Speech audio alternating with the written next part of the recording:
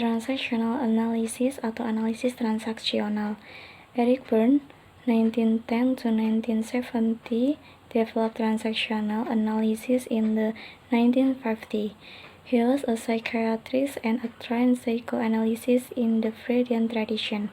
Transactional analysis views a person as having three separate ego states, which are called the parent, adult, and child. And social transaction can be transacted from each of these ego states. Therefore, a person can be said to be in a particular ego state depending on the style of transaction. Eric Berne, 1910-1970, mengembangkan analisis transaksional pada tahun 1950-an. Dia adalah seorang psikiater dan psikoanalisis terlatih dalam tradisi Freudian. Transactional analysis memandang seseorang memiliki tiga status ego terpisah yang disebut ego orang tua, ego dewasa, dan ego anak. Dan transaksi sosial dapat ditransaksikan dari masing-masing status ego ini. Oleh karena itu, seseorang dapat dikatakan dalam keadaan ego tertentu tergantung dari gaya transaksinya. Jadi kita tahu ego orang tua, ego dewasa, dan juga ego anak itu dilihat dari gaya transaksi tiap individunya. Existential counseling atau counseling eksistensial. Existentialism views a person as being an individual with free will. He is self-determining and responsible for creating meaning in life. Existentialist psychotherapy began in Europe and later emerged in America. Rollo May is one of the early American pioneers of existential counseling, and Irvin Yalom is a leading figure in existential counseling today. An existentialist counselor will help a person to know themselves and their own perspective, what they value, and empower them to become responsible for their happiness and development by the choices they make. They will then be living an authentic life and creating their own meaning. It is suitable for people who feel isolated or find their existence meaningless and would like to live life in a more authentic and meaningful way. Eksistensialisme memandang seseorang sebagai individu dengan kebebasan akan menentukan diri sendiri dan bertanggung jawab untuk menciptakan makna dalam hidup. Psikoterapi eksistensialis dimulai di Eropa dan kemudian muncul di Amerika.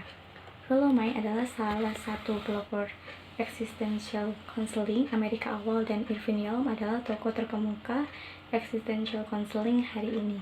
Konselor eksistensialis akan membantu seseorang untuk mengenal diri sendiri dan perspektif mereka sendiri, apa yang mereka hargai, dan memberdayakan mereka untuk bertanggung jawab atas kebahagiaan dan perkembangan mereka melalui pilihan yang mereka buat. Mereka kemudian akan menjalani kehidupan yang otentik dan menciptakan makna mereka sendiri. Sangat cocok untuk orang-orang yang merasa terisolasi atau merasa keberadaannya tidak berarti dan ingin menjalani hidup dengan cara yang lebih otentik dan bermakna. Jadi pendekatan eksistensial adalah salah satu yang lebih dari yang lain, menekankan kapasitas individu untuk kebebasan dan pilihan. Berbeda dengan psikologi psikodinamik dan perilaku yang memandang perilaku orang ditentukan oleh dorongan bawah sadar dan lingkungan, existential counseling menempatkan tanggung jawab atas perilaku seseorang pada orang tersebut. Humanistic Psychotherapy Research and Practice. Penelitian dan praktik psikoterapi humanistik. Humanism is concerned with such existential themes as meaning, mortality, freedom, limitation, values, creativity, and spirituality as these arise in personal, interpersonal, social, and cultural contexts. In psychotherapy, humanism places special emphasis on the personal, interpersonal, and contextual dimension of therapy and on clients' reflection on their relationship with self, others, and the large psychosocial world. Dalam psikoterapi, humanisme menempatkan penekanan khusus pada pribadi, interpersonal, dan dimensi kontekstual terapi, dan refleksi klien pada hubungan mereka dengan diri sendiri, orang lain, dan dunia psikososial yang lebih besar. Terlepas dari kenyataan bahwa pendekatan psikoterapi humanistik ini bervariasi sampai tingkat tertentu dalam teknik dan konsepsi, Eliot, Watson, Greenberg, Timulak, dan Freire 2013 berpendapat bahwa pendekatan